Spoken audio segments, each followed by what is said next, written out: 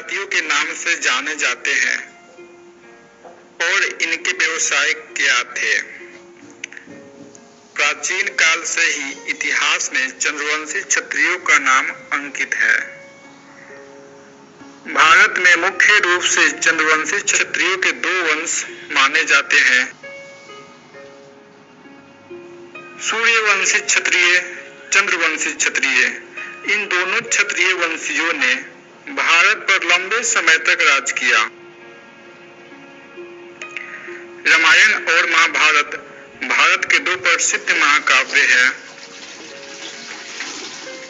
रामायण सूर्यवंशी क्षत्रियों का इतिहास है और महाभारत चंद्रवंशी क्षत्रियों का इतिहास है।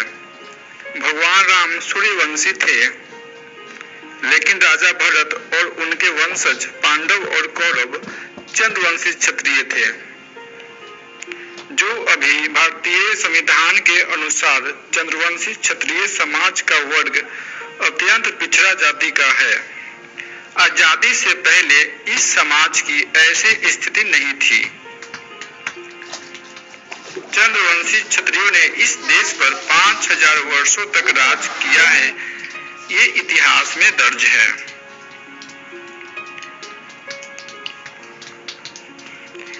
यहाँ तक कि इस देश का नाम भी चंद्रवंशी क्षत्रिय समाज के नाम पर दर्ज है। हस्तिनापुर नरेश महाराज भरत के नाम पर ही इस देश का नाम भरत रखा गया है। चंद्रवंशियों को देवों के देव महादेव ने भी अपने मस्तक पर धारण किया है। ऐसा ये विशाल समाज है। कौरव और पांडव भी चंद्रवंशी क्षत्रिय थे। इन दोनों के बीच गृह युद्ध हुआ और ये दोनों आपस में ही लड़े। ऐसा कहा जाता है जो क्षत्रिय वर्ग के थे वही अपने देश के रक्षा और सम्मान के लिए सबसे आगे रहा करते थे। जब भी किसी का शोषण हुआ क्षत्रिय सबसे आगे रहे। मुगल काल में क्षत्रियों का सबसे ज्यादा विनाश हुआ। वर्तमान में कई राज्यों में यही चंद्रवंशी कहीं खुद को कश्यप बताते हैं तो कहीं खुद को कहार बताते हैं।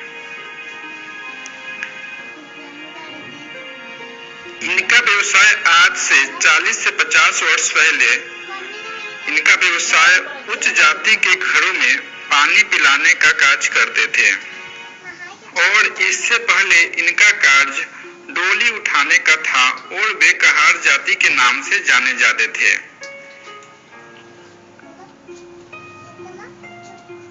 बहुत सारे अध्ययन के बाद यह पता चला कि इन्हें किसी भी उच्च जाति के लोगों ने छोटा और नहीं बताया। अब बात आती है जब चंद्रवंशी क्षत्रियों ने भारत पर 5000 वर्षों तक शासन किया तो वर्तमान में इनकी ऐसी स्थिति क्यों है। समय बदला, शासन बदली, मुगल शासन आई, अंग्रेजी शासन आई और इसके बाद क्षत्रियों का विनाश हुआ। मुगल शासन के दौरान इन क्षत्रियों का सबसे ज्यादा विनाश हुआ और इन क्षत्रिय वंशियों ने समय के साथ खुद को अन्य जाति में विभाजित कर लिया। कहीं कहार, कहीं कश्यप और कहीं अन्य जाति के नाम से ये जाने जाने लगे। वर्ष 1303 से पहले दुनिया भर के किसी भी इतिहास में कहार जाति के बारे में नहीं बताया गया है। वर्ष 1303 के बाद कहार जाति का उदय हुआ। इससे यह पता चलता है वर्ष 1303 के पहले कोई कहार जाति नहीं था और ये जो कहार और कश्यप जाति के लोग हैं ये कहार नहीं चंद्रवंशी क्षत्रिय हैं। हमारा वीडियो देखने के लिए आपका बहुत बहुत धन्यवाद। यदि हमारा वीडियो आपको हेल्पफुल लगा हो तो हमारे चैनल को जरूर